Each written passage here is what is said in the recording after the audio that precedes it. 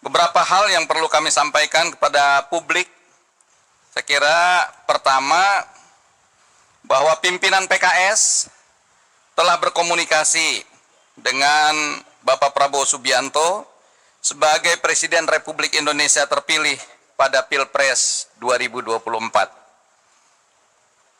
Tentu saja kita juga memahami bahwa hubungan PKS dengan Pak Prabowo Subianto ini sudah terjalin sejak pemilu presiden 2019 dan pemilu presiden sebelumnya tahun 2014.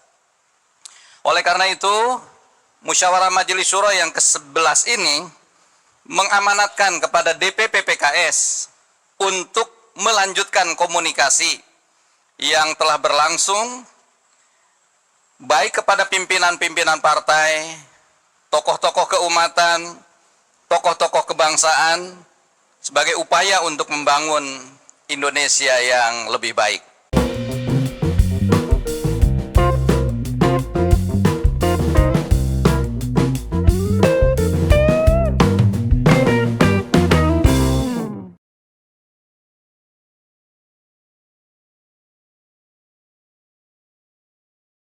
Assalamualaikum warahmatullahi wabarakatuh. Shalom, Om Swastiastu, Namo Buddhaya, salam kebajikan. Kembali lagi di channel kesayangan kita ini, Sirait Media, dan bersama saya Leonardo Sirait. Ya, apa kabarnya kawan-kawanku? Semoga dalam keadaan sehat walafiat ya. Saya doakan semua kawan-kawan di seluruh provinsi Indonesia dari Sabang sampai Merauke terus sehat-sehat dan walafiat ya. Sekarang dalam perlindungan Tuhan yang penting gitu ya.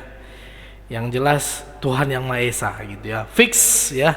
Hari ini kita harus bahas tentang juru bicara PKS Muhammad Kholik mengatakan bahwa duet Anies Baswedan Sohibul Imam atau Aman ya disingkat pada Pilkada Jakarta 2024 sudah kadaluarsa.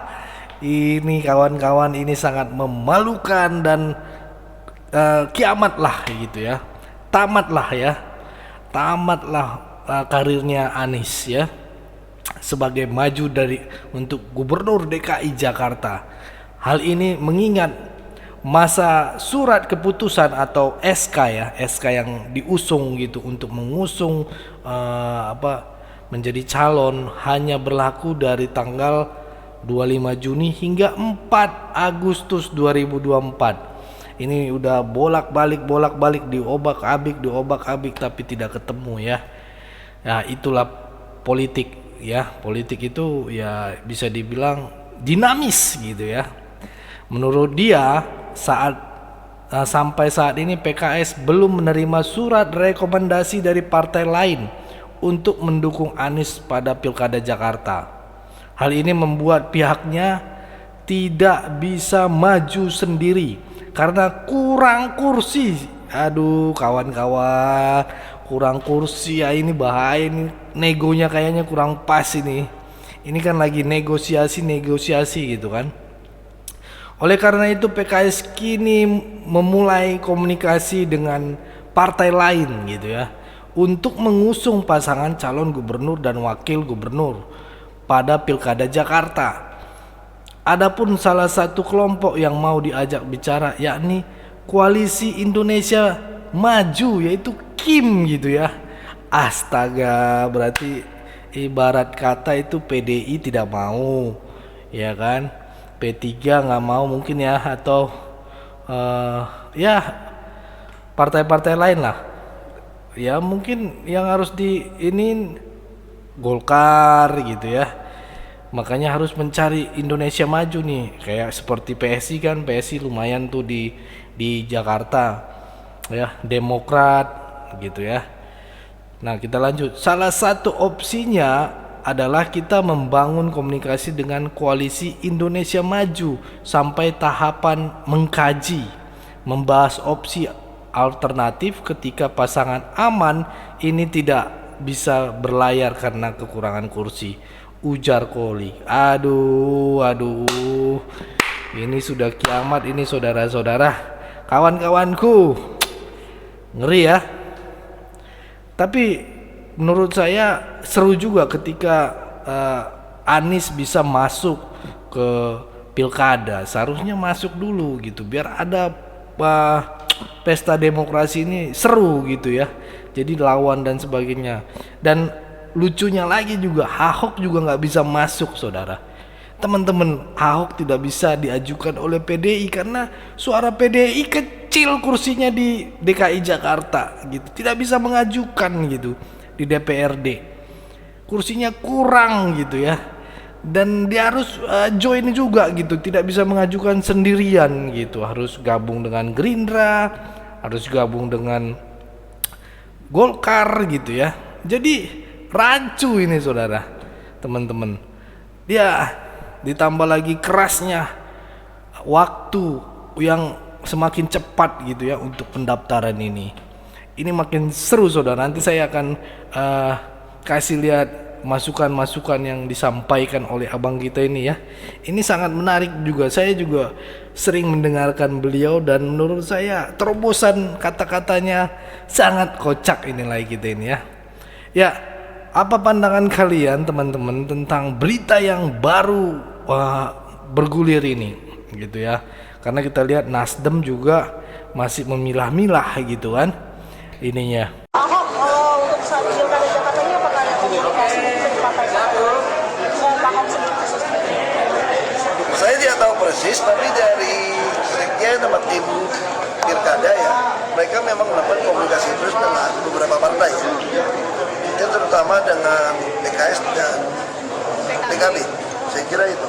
Pak, kan dari nama-nama yang untuk DKI Pak kemarin kan disebutkan ada nama Bapak, kemudian ada nama Karno. Mungkin tanggapannya Pak kalau misalnya dimajukan lagi di Jakarta? Karena nama saya masuk, saya jawab nggak etis lah. Tanya-tanya sama Pak Jarod tuh sama yang lain.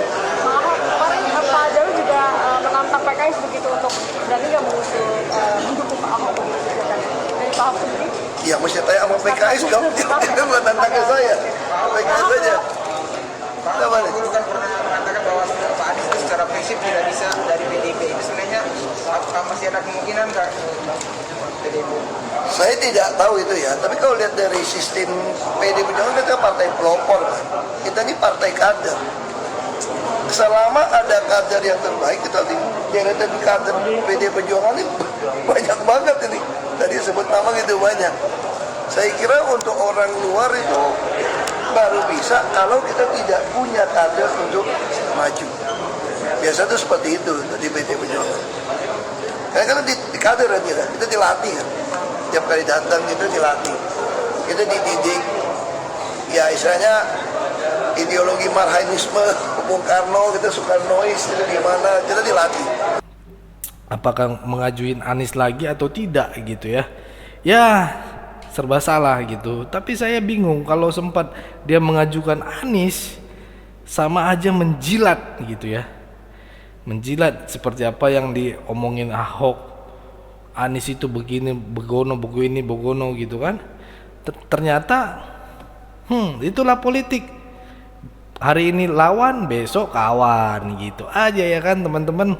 Ya, mari kita dulu saksikan video berikut ini. Udah dengar? Udah fix? Apa oh ya Mangda Anies Baswedan? Bagaimana nasibmu di kemudian hari? PKS meninggalkanmu, Nasdem meninggalkanmu, PKB dari dulu meninggalkanmu. No hope, tidak ada lagi harapan.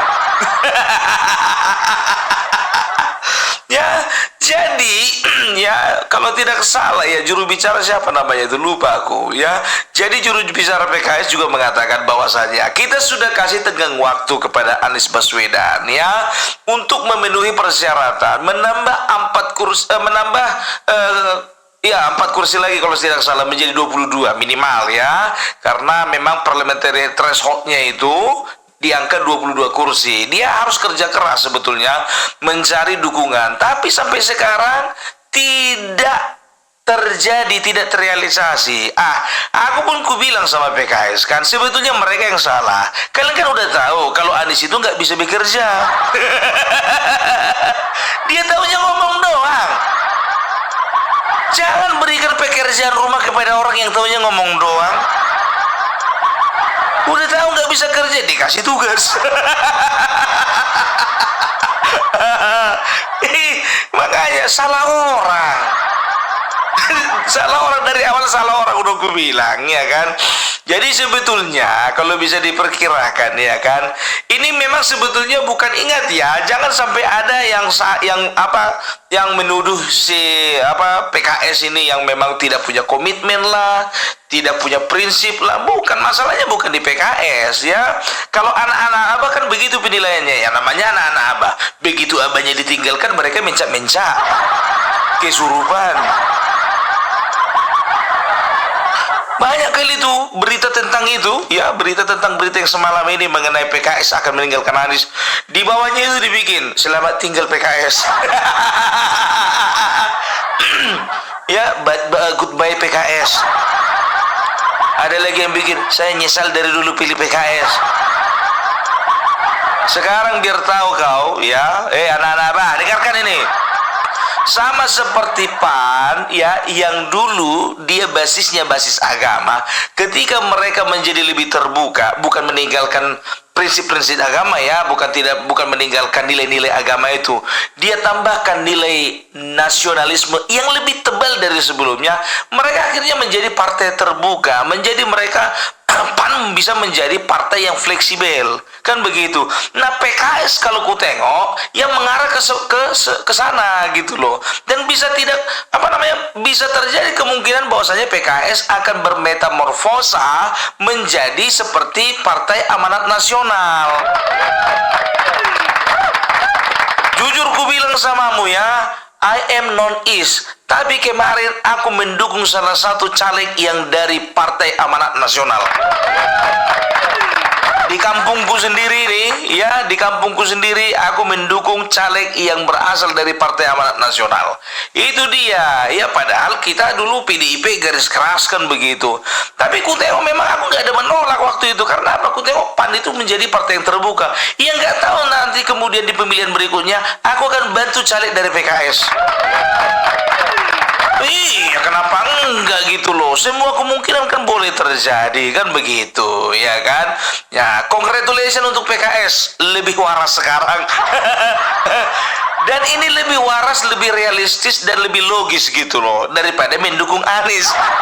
Ingat ya, lebih waras, lebih logis, lebih realistis daripada mendukung Anies. Iya.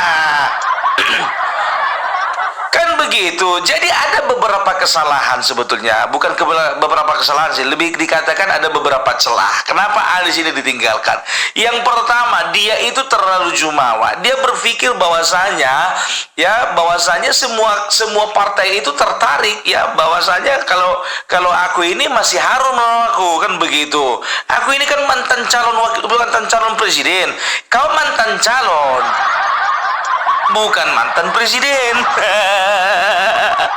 Mantan calon, kan begitu. Dia berpikir bahwasanya dia masih memiliki magnet itu, ya kan? Dia masih berpikir bahwasanya dia memiliki magnet yang memiliki daya tarik yang sangat kuat, bisa menarik sebuah mobil, kan begitu. Ini enggak, jarum pun juga nggak bisa ditarik. Itulah dia, ya kan? Itu yang pertama, dia overconfidence. Akhirnya apa? Satu-satu mulai meninggalkan dia, mulai dari PKB, setelah itu Nasdem, ya. Nasdem menyusul pernyataannya Ahmad Saroni, berkata bahwasanya itu bukan jaminan deklarasi kemarin. Sedangkan ada SK-nya pun bisa terjadi pembatalan SK, apalagi kemarin deklarasi tanpa SK. Itu dia, sama itu yang sekarang itu PDIP katanya mendukung Edi Rahmayadi di Medan, katanya mendukung mana SK-nya. Jadi untuk pendukung Bobi Nasution yang ada di Sumatera Utara, jangan takut, jangan gentar kalian. Edi Rahmayadi itu SK-nya belum ada. Belum turun dari PDIP. PDIP. Jadi maksudnya apa? Ya jangan pernah kita itu terlalu yakin ketika kita belum mendapatkan SK, sedangkan mendapatkan SK kita bisa terjadi pembatalan SK, kan begitu ya kan. Jadi terlalu yakin kemarin si Anies Baswedan ini, itu yang pertama. Baru yang kedua, kesalahannya si Anies ini ya, celahnya si Anies ini, dia itu mungkin saking percaya dirinya, dia tidak membuka diri atau tidak tidak mengambil inisiatif untuk masuk ke dalam salah satu partai politik gitu. Dia tidak memutuskan untuk menjadi kader. Seandainya dia memutuskan untuk jadi kader, katakan dia entah kader PKS, entah kadernya Nasdem, entah kadernya PKB, dia itu bisa dikatakan ya dengan posisi yang sekarang dia itu masih memiliki daya tarik gitu loh. Masih ada partai yang memperjuangkan. Ingat, at least paling tidak ada partai yang memperjuangkan. Ini siapa mau memperjuangkan? PKS mau memperjuangkan? Kader pun bukan. Makanya aku bilang ya kan, sekarang itu jangan pernah kita terlalu percaya dalam tanda kutip, jangan terlalu percaya sepenuhnya 100% kepada partai politik. Karena apa? Semuanya bisa berubah gitu loh. Apalagi ini ada kepentingan yang besar ya.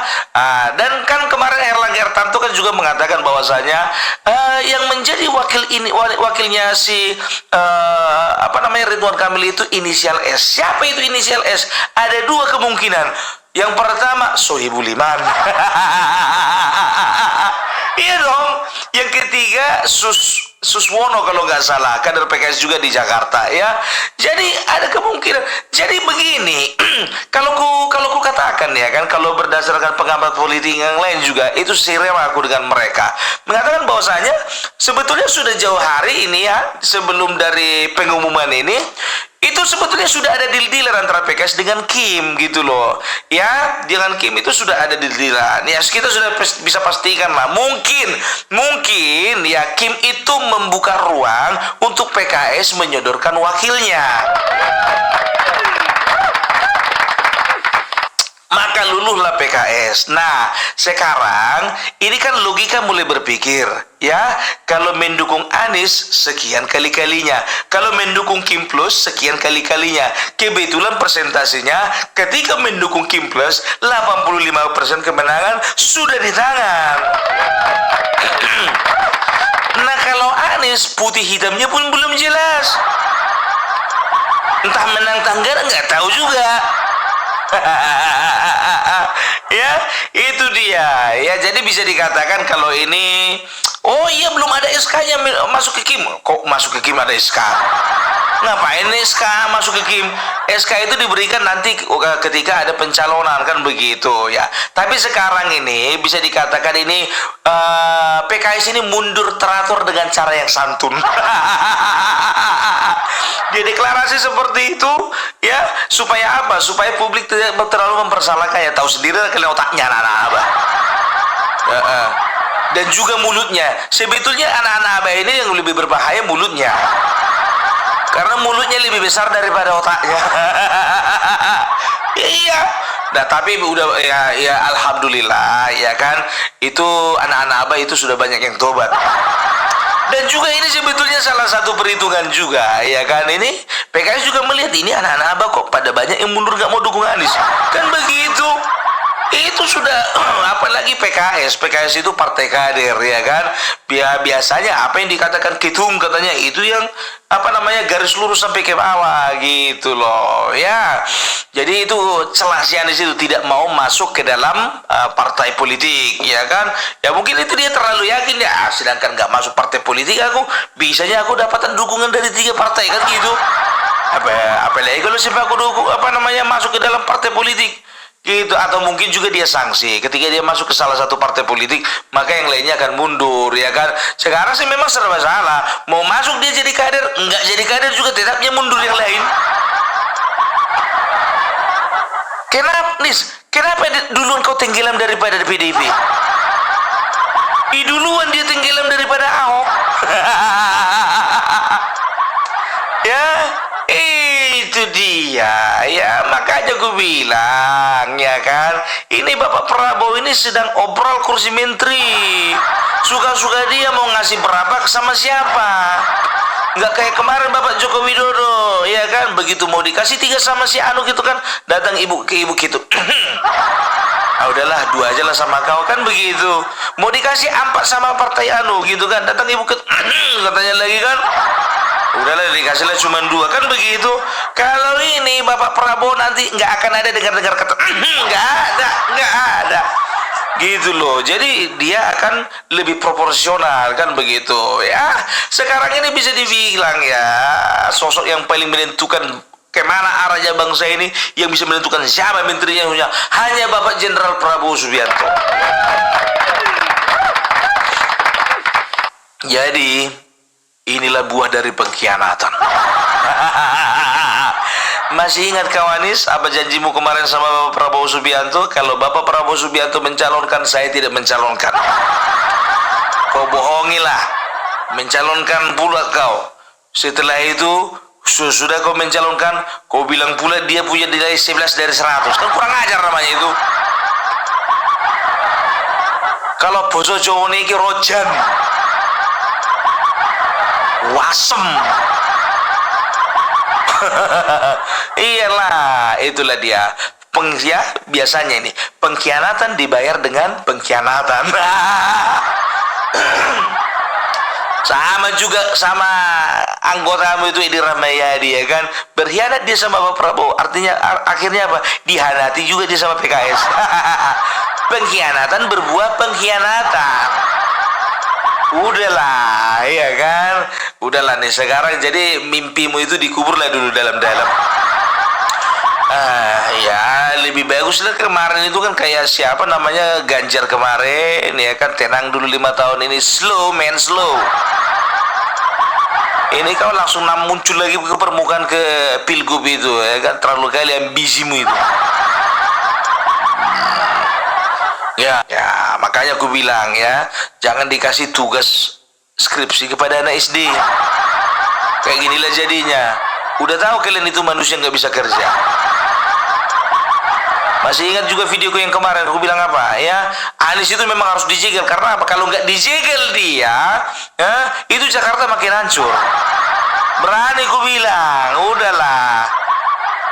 Mau berapa kilometer lagi itu trotoar dicat warna-warni?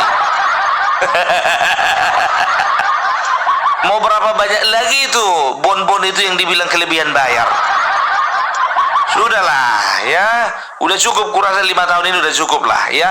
Kuburlah dalam mimpimu untuk jadi presiden nanti.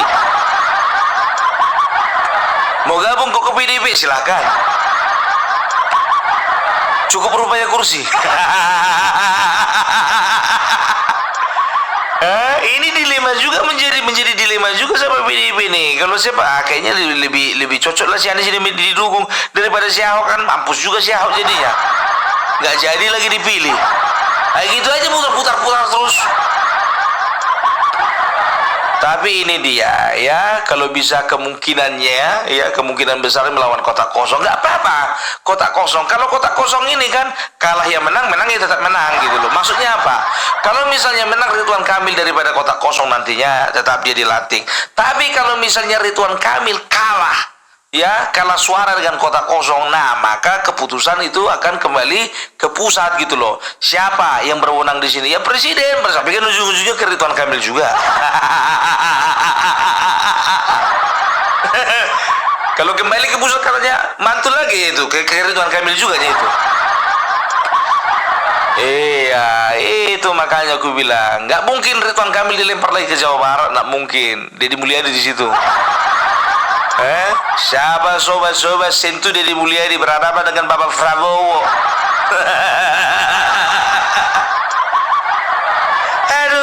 Aduh, jadi itu ya. Jadi ku bilang sama kalian ya, terlebih lagi itu yang di Medan, yang di Sumatera Utara itu ya, walaupun ada dukungan dari partai tertentu untuk Edi Rahmayadi, jangan percaya kalau belum ada SK.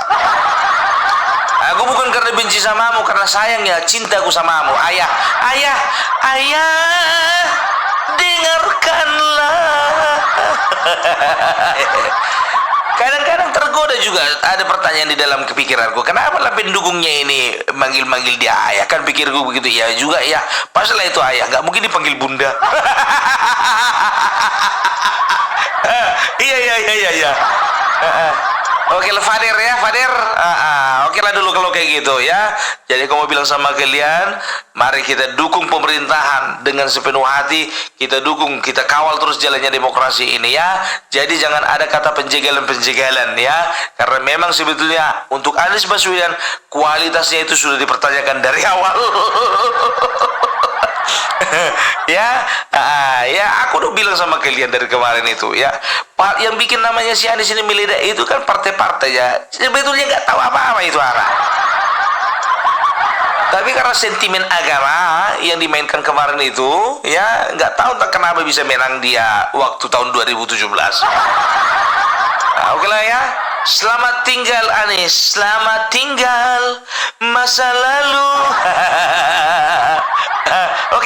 Oke, bye-bye. Salam Parpelak, salam NKRI harga mati.